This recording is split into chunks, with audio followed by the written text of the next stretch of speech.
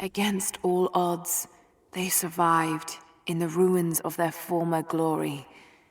But forces from outside the valley came, again seeking the divine source, separated from the rest of history for almost 1,000 years, until the Soviets came.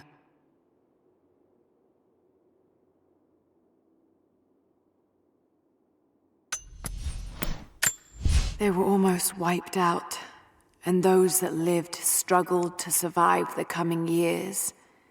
Without the city, they were forced to adapt, surviving from the land. Many believed the prophet was dead in the years that followed, but he returned to protect what remained of his people.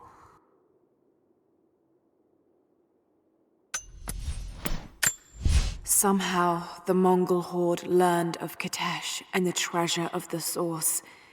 They laid siege to the city, and although they were outnumbered, the prophet blessed his army, the Athanatoi, so that they too would not fear death. They fought for many days, until at last the glaciers rose up and swallowed the city, entombing it in ice.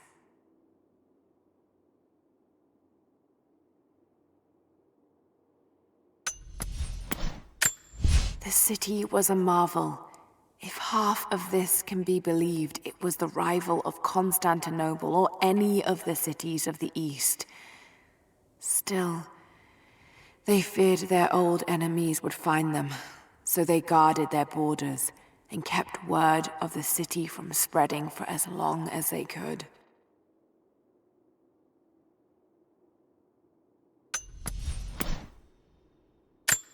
The followers of the prophet were builders, engineers, scholars, doctors, as well as soldiers and common folk.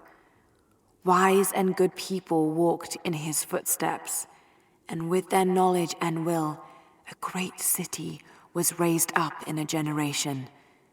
The city of the prophet, resting place of the divine source, Kitesh.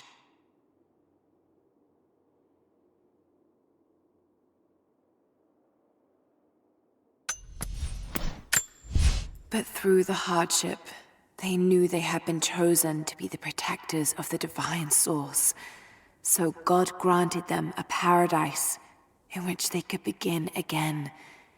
They came to a lush valley by a lake high in the mountains. The prophet had led them through hardships and death, and now they were free to begin again in safety.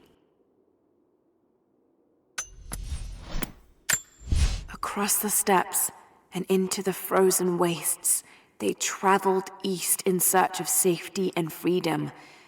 They passed the edge of the empire and crossed into the frontier, protecting the divine source. The journey was perilous. Many succumbed to the cold and starvation, but the miracles of the prophet kept them going forward.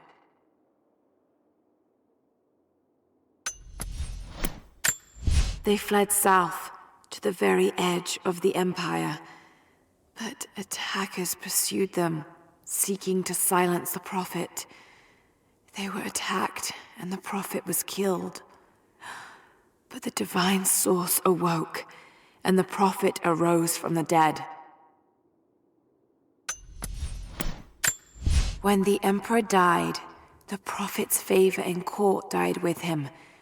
The new emperor distrusted him, and fearing for their safety, the prophet and his followers fled the imperial city with the divine source. Many stayed behind and renounced the prophet, but one entire imperial army pledged loyalty to the prophet, the Athanatoi. The prophet returned from the wilds a changed man, bearing the divine source, and entered the holy city of Constantinople. People came far and wide to hear him, and he had the ear of great generals and even the emperor himself. But even then he had enemies. The Athanatoi, literally The Deathless Ones. They defended the city against all invaders with Greek fire, a secret weapon they bought from Byzantium. It burned through iron and flesh and could even set water ablaze. And they guarded the formula of its creation.